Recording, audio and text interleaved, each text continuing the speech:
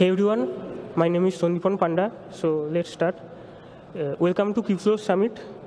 This is Empowering ML Workloads with Kubeflow, JAX Distributed Training, and LLM Hyperparameter Optimization. So I am Sandipan Panda. I work as a member of technical staff at DevZero. I am also a CNCF ambassador and member of Kubernetes and Kubeflow. My co-speaker Helen unfortunately could not be with us here today, but she has sent in a recording of her part of the session, so we'll play it shortly. So here's what we'll be discussing today. First, Helen will be sharing LLM hyperparameter optimization, the motivation behind her work, some existing work and design of the Tune API, and then she will go through a quick demo. And after that, we'll see how we can perform JAX distributed training on Kubernetes using the Kubeflow training operator. We'll learn when to use JAX, and we'll have a look at the JAX job API configuration. And we'll learn something about SPDM programming with JAX. We'll run a quick demo, and I'll share with you how you can get involved in the Kubeflow community as well. So over to Helen for now.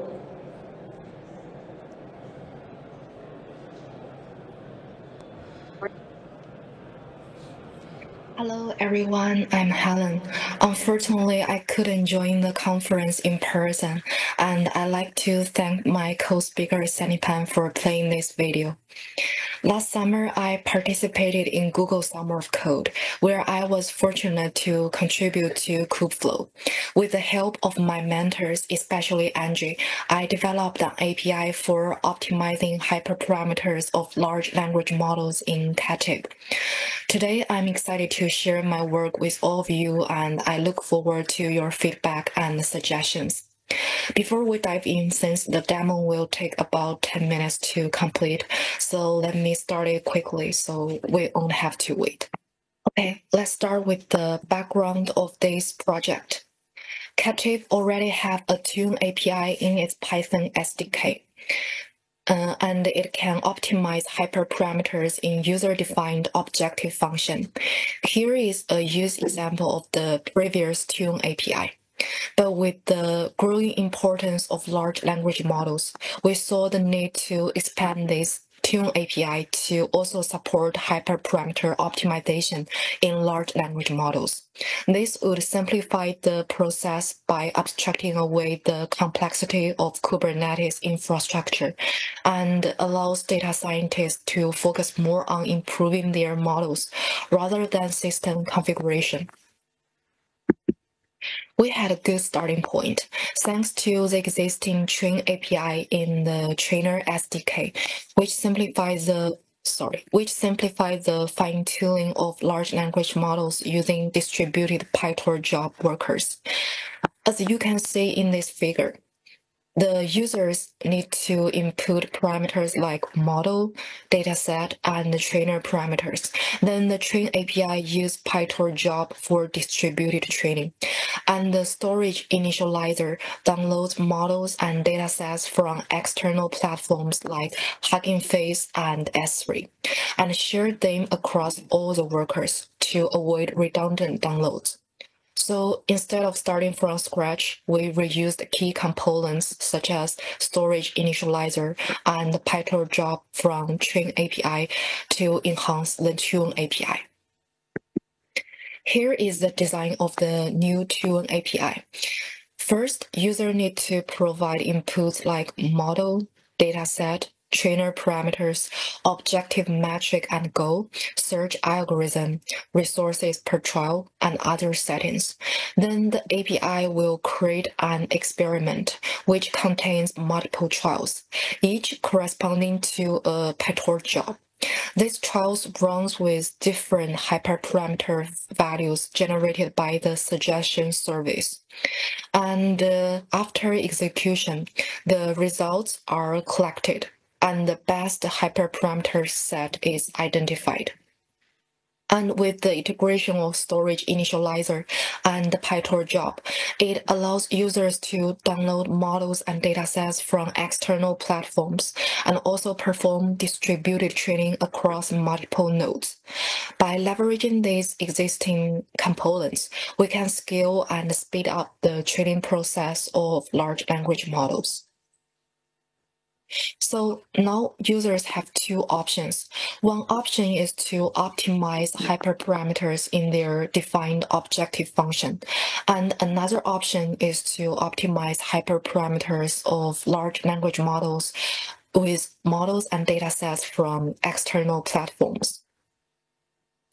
We aim to make the experience consistent between using Train API for LLM fine-tuning and the Tune API for hyperparameter optimization. Here are two examples, one using the Train API for BERT fine-tuning, and the other using the Tune API for BERT hyperparameter optimization. We can see that the input parameters are nearly identical. Model and the dataset parameters remain the same, and the trainer parameters in the Tune API includes the search space for hyperparameters that we want to optimize. And also we need to include some specific optimization settings in the Tune API, such as the objective matrix name and the objective type. And another small difference is the resource configuration. In the Tune API, we use resources per trial to define resources, and we created a new class trainer resources for distributed training, which also contain long workers, long process per worker, and resource per worker, which are the same parameters we use to define resources in the Train API, but we define a new class for it. Next, let's look at the demo.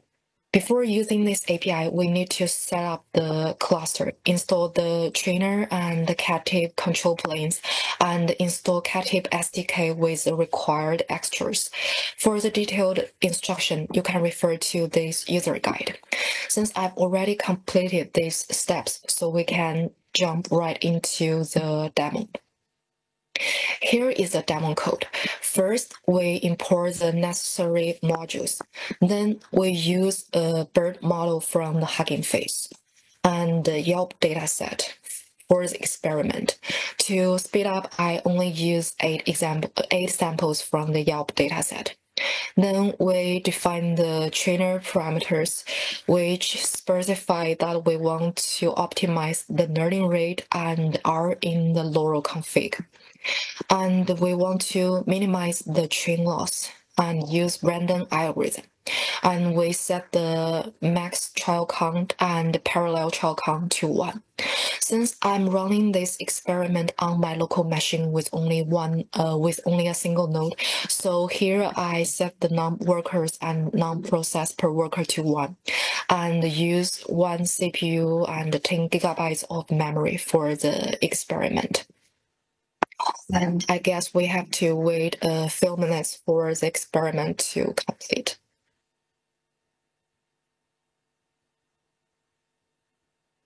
Okay, the experiment is succeeded, and we can see the values of the metric, which is train loss here.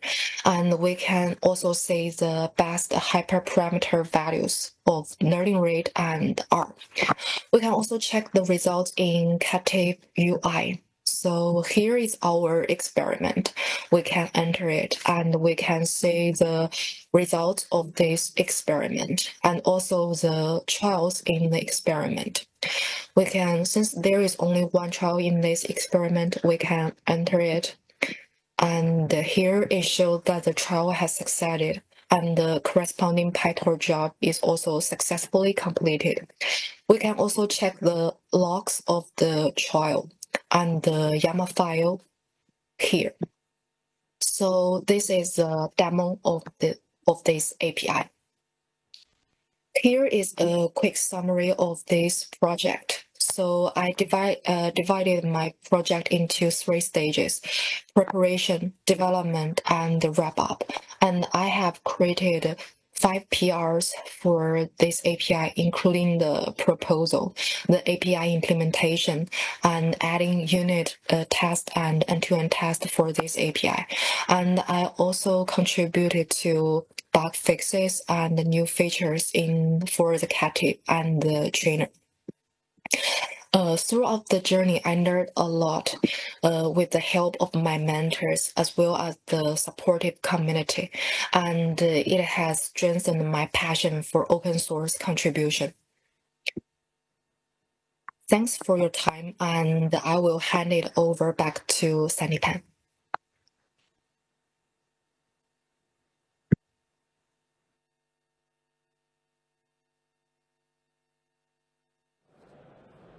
So,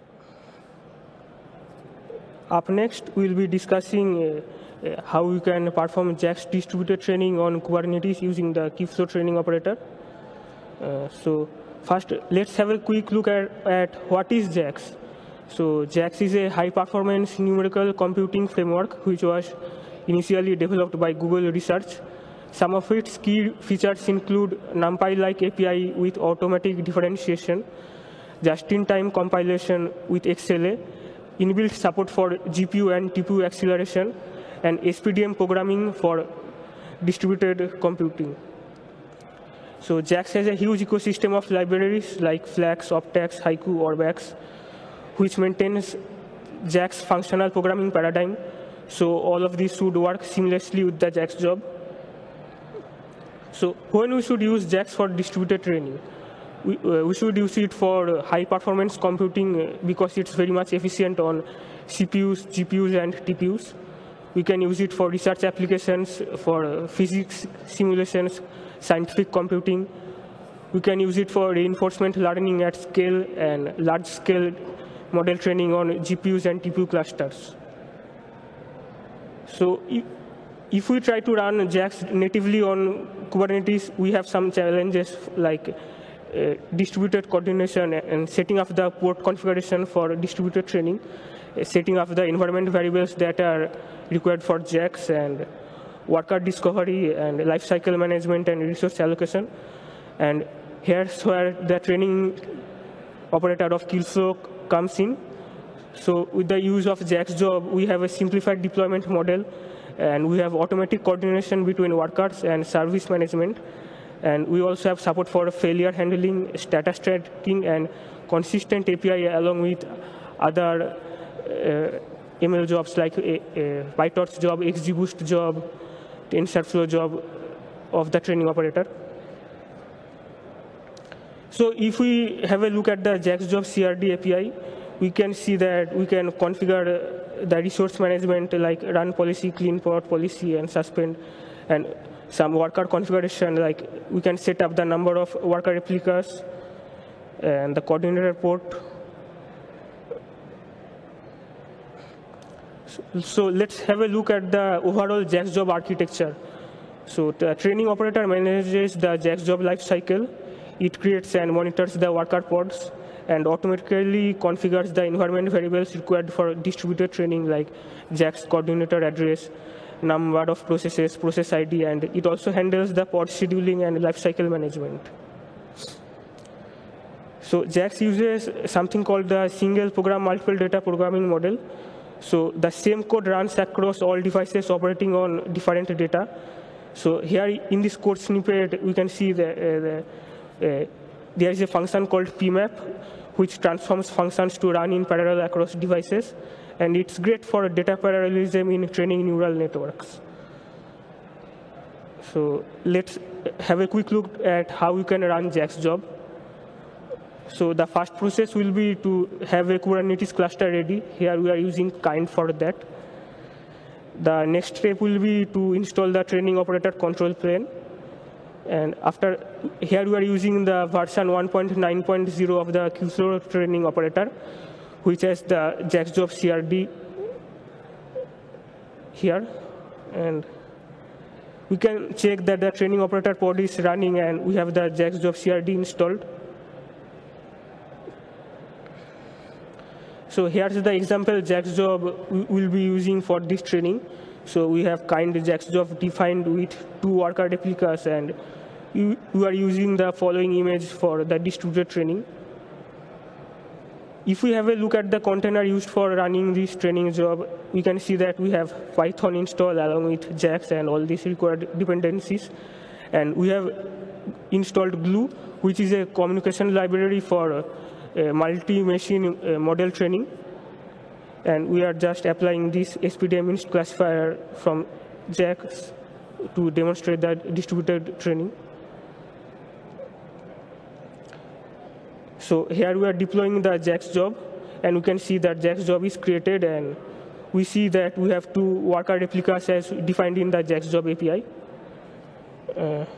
If we have a quick look at the Python code snippet used for running this JAX job, we can see that here we are setting up the model training so that we can use the cores of CPU as multiple devices for the JAX job, and here we are setting up Glue for the collective CPU operations, and we get the process ID, number of process, and coordinator address from the pods automatically using the Kubeflow training operator, and after that we initialize the JAX distributed system by calling the jax.distributed.initialize API.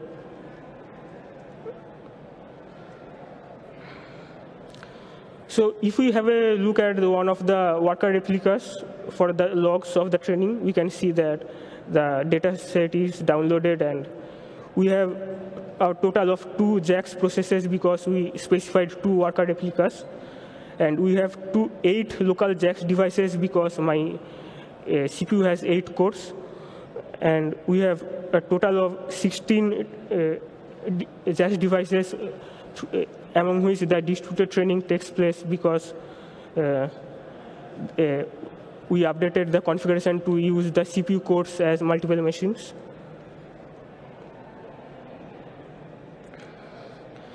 We can also monitor the JAX job and to see its current status. And here's the example output when the JAX job is successfully completed. So here you can see the JAX job is created, and then it's in running state, and after that it's successfully completed. So if we look at some of our key takeaways from this demo, we can see that we can use a simple YAML configuration for setting up the distributed training, and it automatically sets up the worker coordination, and we also get a native Kubernetes support, and we can achieve linear scaling by just adding additional workers. So for future developments, we are looking forward to adding support for JAX as a training runtime in the Kubeflow trainer. You can go and check out the following resources if you would like to learn more about JAX job. And if you have any questions, you can join the Kubeflow trainer channel on CNCF Slack, and you are also welcome to participate in the AutoML and training group meetings. And you can also participate in the Google Summer of Code program, which is a mentorship program. And we have the following projects open in Kubeflow, and you will have the opportunity to work alongside other Kubeflow contributors and work under the mentorship of the amazing Kubeflow maintainers. So thank you so much for this opportunity. If you have any questions, you can reach out, and you can scan this QR code to share your feedback and have a look at the resources and links that were presented in this slide. So thank you.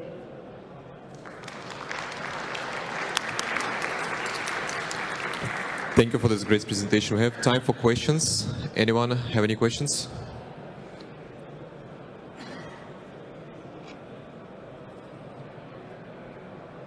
All right, I think it's a great presentation. Just to remind, the Kubeflow is a member of, will participate in Google Summer of Code 2025, right? 2025. So it's a great opportunity, as you can see, to be involved. So this is 2 amazing POC that you saw. That's actually students contributed. And we see more and more kind of engagement from the community. So please let know, like all of the students, you know, like that Kubeflow is participating, and if you want to get involved, feel free to check out the website. Thanks for this great presentation.